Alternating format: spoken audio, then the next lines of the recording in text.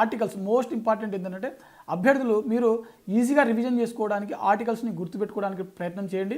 Schedules ఏవైతే ఉన్నాయో 12 schedules కావచ్చు, ఏ షెడ్యూల్ దేనికి సంబంధించింది, అదేవిధంగా ఏ భాగాలు దేనికి సంబంధించి 25 భాగాలను ఒకసారి గుర్తుపెట్టుకోవడానికి ప్రయత్నం చేయండి. మనకు రాజ్యాంగ రచన ఏదైతే ఉందో ఆ టాపిక్లో ఎక్కువ ప్రశ్నలు రిపీట్ అవ్వడానికి అవకాశం ఉంటుంది. ఓకేనా? సో ఇది పాలిటిక్స్ సంబంధించినది. కరెంట్ అఫైర్స్ విషయానికి వచ్చేసరికి మనం ఇందాక చెప్పుకున్నాము అధిక ప్రశ్నలు వస్తాయని చెప్పి. ఈ కరెంట్ అఫైర్స్ విషయానికి వచ్చేసరికి ఎగ్జామ్ స్టార్ట్ అయిన నాటికి, అంటే మనకు ఇప్పుడు నవంబర్ 17వ తారీఖు రోజు మనకు స్టార్ట్ అవుతుంది కదా, ఈ ఎగ్జామ్ స్టార్ట్ అయ్యే నాటికి 1 ఇయర్ లోపు ఉన్నటువంటి ఎక్కువ ప్రశ్నలు అడగడానికి అవకాశం ఉంటుంది. అంటే ఎగ్జామ్ స్టార్ట్ అయ్యే ముందు 1 ఇయర్ ఏదైతే ఉందో, మనకు నవంబర్ ఉంది, లాస్ట్ 2024 నవంబర్ నుంచి మీరు కరెంట్ అఫైర్స్ని బాగా కవర్ చేసినట్లయితే మీకు అధిక మార్క్స్ రావడానికి అవకాశం ఉంటుంది.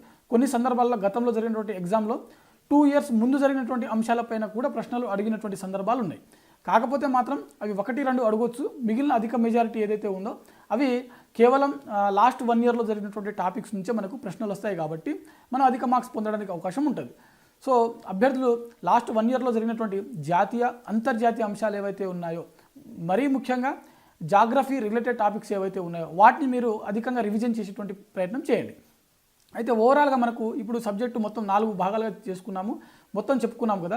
మరి 1 మంత్లో మనం ఏం చేస్తే బాగుంటుంది అని అంటే, ఈ 1 మంత్లో మీరు బాగా వీక్ ఉన్నటువంటి సబ్జెక్ట్ ఏదైతే ఉందో, ఫస్ట్ బాగా వీక్ ఉన్నటువంటి సబ్జెక్ట్లో ఎక్కువగా మీరు దాదాపు అంటే ఈ ఫర్ ఎగ్జాంపుల్ ఇప్పుడు మనకు 30 రోజులు ఉంది. ఈ 30 రోజుల్లో మీరు ఈ ఫస్ట్ 15 డేస్ ఏదైతే ఉందో ఈ 15 డేస్లో మీరు వీక్ ఉన్నటువంటి సబ్జెక్ట్ని ఎక్కువగా ఫోకస్ చేసేటువంటి ప్రయత్నం చేయండి.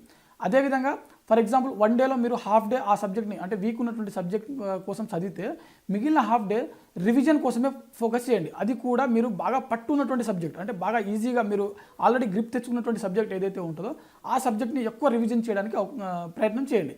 అందువల్ల మీకు ఈ సబ్జెక్ట్ కవర్ అవుతుంది, అదేవిధంగా ఈ టఫ్ ఉన్నటువంటి సబ్జెక్ట్ కూడా కవర్ అవుతుంది. అదేవిధంగా మీరు వీక్లీ అట్లీస్ట్ 2 టెస్టులు రాయడానికి ప్రయత్నం చేయండి. 30 రోజులు ఉంది, అట్లీస్ట్ మనకు 3 డేస్కి ఒక టెస్ట్ చొప్పున రాసినట్లయితే 10 టెస్టులు రాయొచ్చు మీరు. సో ఈ 30 రోజుల్లో మీరు 30 రోజులలో 3 రోజులకు ఒకటి చొప్పున 10 టెస్టులు రాసినట్లయితే కొంతవరకు మీకు కమాండ్ అనేది పెరిగేటువంటి అవకాశం ఉంటుంది. టెస్ట్ రాసిన తర్వాత ఏ క్వశ్చన్ ఏ టాపిక్ నుంచి వచ్చింది, ఫస్ట్ ఆ క్వశ్చన్కి సంబంధించిన ఆప్షన్స్ ఏవైతే ఉన్నాయో ఆ ఆప్షన్స్ కూడా దేనికి సంబంధించింది, ఇలా మీరు చదవడానికి ప్రయత్నం చేయండి. జస్ట్ మనం ఎంసీక్యూ చదివినట్టు క్వశ్చన్ ఏంటిది, ఎవరు ఉపరాష్ట్రపతి, ఎవరు రాష్ట్రపతి అని చెప్పి చదివి వెళ్ళిపోకుండా ఎలక్షన్ ఎప్పుడు జరిగింది, ఫర్ ఎగ్జాంపుల్ రాష్ట్రపతి ఎలక్షన్ కావచ్చు, ఎప్పుడు జరిగింది, ఉపరాష్ట్రపతి ఎలక్షన్ కావచ్చు, ఎప్పుడు జరిగింది, మెజారిటీ ఎంత వచ్చింది, ఎన్ని ఓట్లు వచ్చాయి, ఆపోజిట్ పర్సన్ ఎవరు, ఒకసారి రివిజన్ చేసుకునే విధంగా మీరు చదివినట్లయితే రేపటి రోజు ఆ టాపిక్ సంబంధించినట్టు ఎలాంటి ప్రశ్న వచ్చినప్పటికీ మీరు ఖచ్చితంగా స్కోర్ చేయడానికి అవకాశం ఉంటుంది.